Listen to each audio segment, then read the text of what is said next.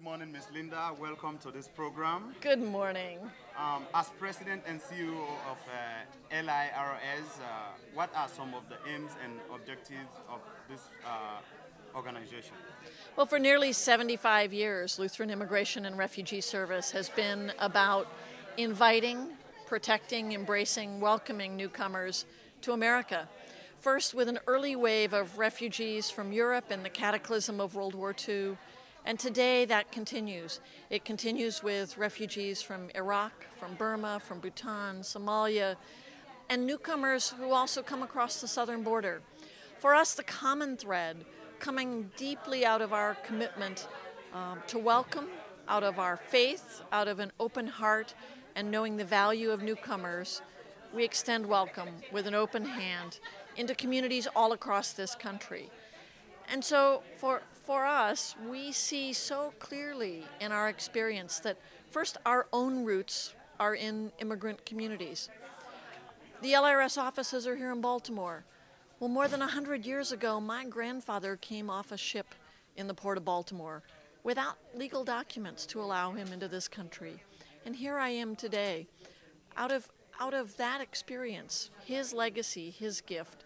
And so it's a remarkable opportunity to give a gift back, to welcome newcomers, especially those who are most vulnerable, to refugees fleeing war and conflict around the world, to undocumented children crossing the border, trying to join family members, fleeing violence, seeking a better life, to the survivors of torture, to people seeking asylum, to victims of human trafficking.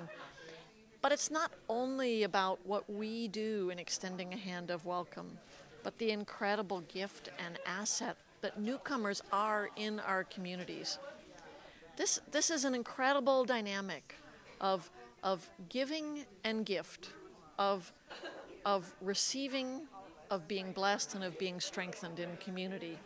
And so the work, too, that we do here through community conversations is to deepen that understanding and knowledge of each other, to be ready to receive the gift of newcomers, and to strengthen our communities and our nation.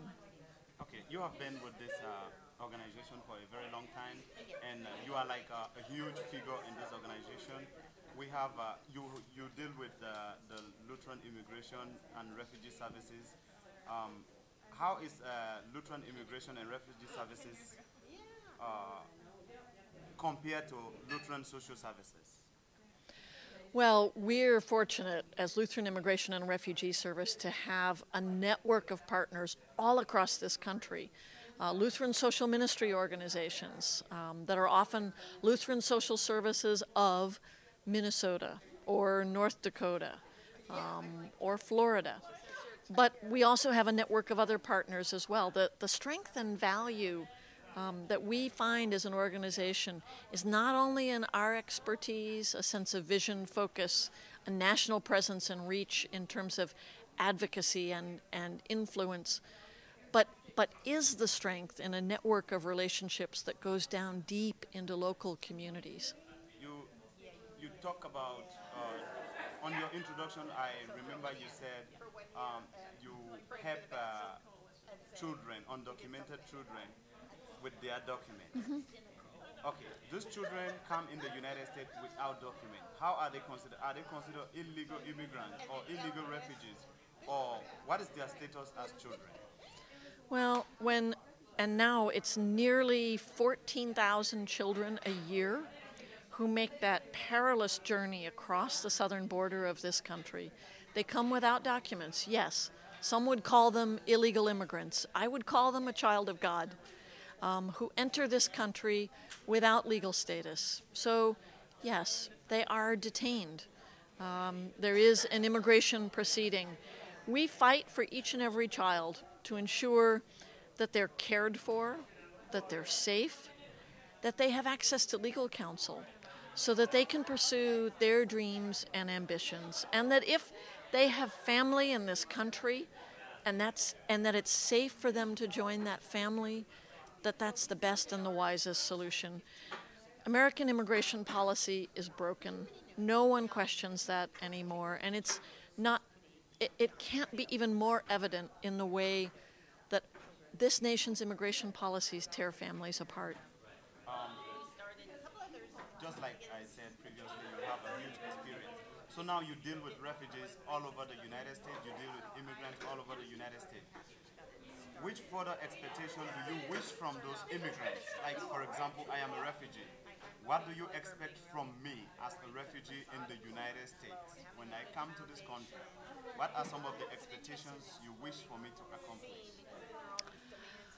Well, first and foremost, I want you to tell your story, because your story, the experience you've had, is certainly as, if not more important than my story. So to share that in community is incredibly important.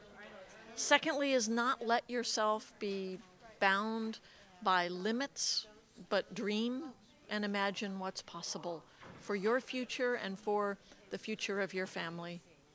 And finally, it's be ready to give back. Be ready to give back in your local community, to give back nationally as a citizen, taking part in elections and in debate in communities, and be ready to join and stand by the next generation of refugees who will come after you. Thank you very much, Miss Linda Harke. I don't know if it is Miss Linda. Thank you very much for coming over. Thank you for sharing your experience. Thank you so much.